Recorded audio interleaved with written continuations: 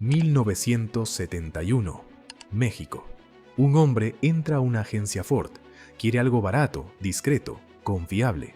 El vendedor lo lleva al auto más económico del catálogo. Y ahí, casi de pasada, le señala algo. Misma carrocería, precio accesible, pero debajo del cofre, un motor de 8 cilindros en V, más de 300 caballos de fuerza. En el auto pensado para el comprador que no podía pagar más. Eso no era un error, era el Ford Maverick con insignia Shelby, construido en México. Y era probablemente el secreto mejor guardado de la industria automotriz latinoamericana del siglo XX. A finales de los 60, Ford tenía miedo. Los japoneses ganaban terreno. Datsun, Toyota, autos pequeños, baratos, casi imposibles de matar. El comprador americano los estaba descubriendo. La respuesta fue el Maverick, presentado el 17 de abril de 1969 como modelo 1970. Precio de entrada, $1,995. Mecánica heredada del Ford Falcon. Probada, barata, ya amortizada, con una carrocería nueva encima. Cofre largo, techo bajo, perfil de Pony Car. No era revolucionario, ni pretendía serlo. Era la fórmula perfecta para ganar una guerra de precios sin arriesgar capital en desarrollo. Funcionó.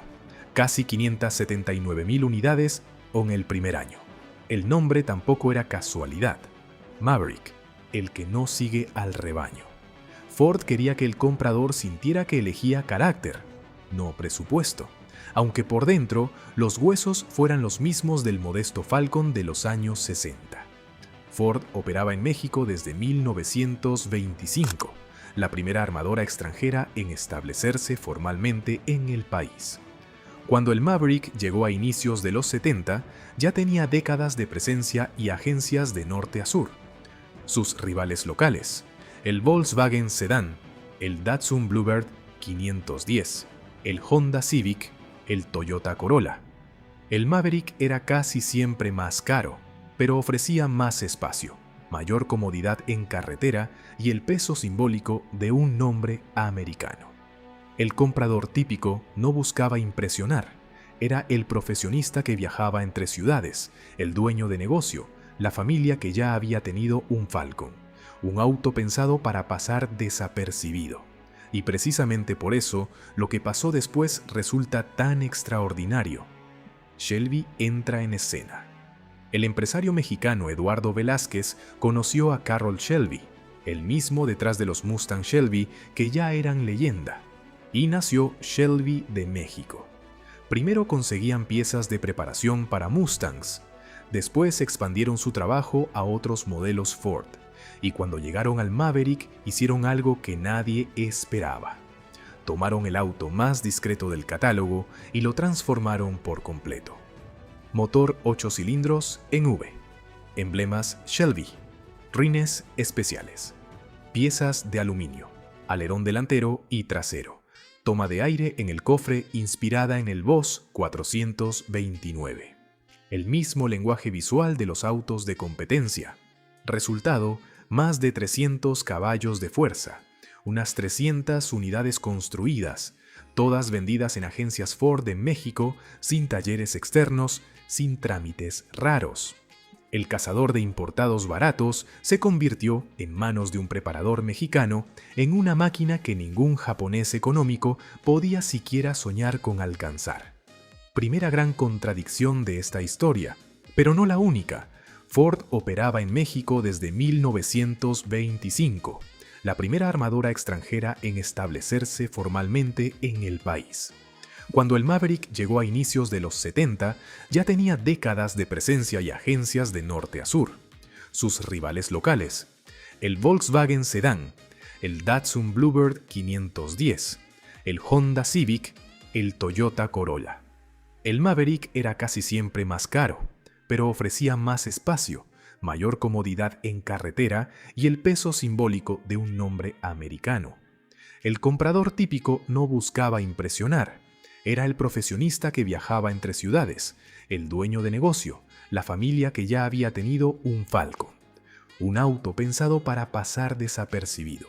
Y precisamente por eso, lo que pasó después resulta tan extraordinario.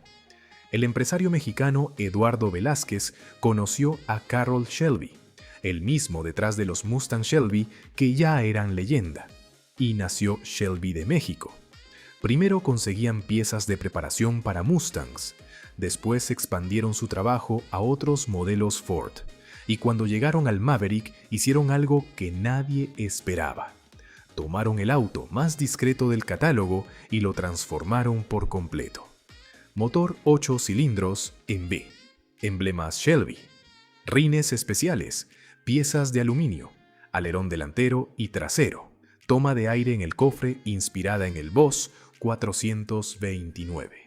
El mismo lenguaje visual de los autos de competencia. Resultado, más de 300 caballos de fuerza, unas 300 unidades construidas, todas vendidas en agencias Ford en México, sin talleres externos, sin trámites raros. El cazador de importados baratos se convirtió, en manos de un preparador mexicano, en una máquina que ningún japonés económico podía siquiera soñar con alcanzar. Primera gran contradicción de esta historia, pero no la única. Mientras el Maverick Shelby rugía en México, en Dearborn ya estaba firmada su fecha de caducidad. El plan: reemplazarlo en 1975 con el Ford Granada. Más lujo, mejor acabado, mayor margen de ganancia. El Maverick había cumplido su misión, y entonces llegó 1973.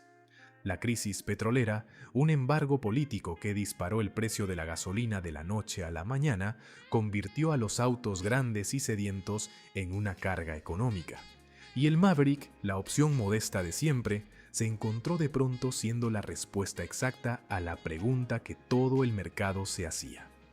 Ford pospuso el plan, mantuvo al Maverick en producción en paralelo al Granada.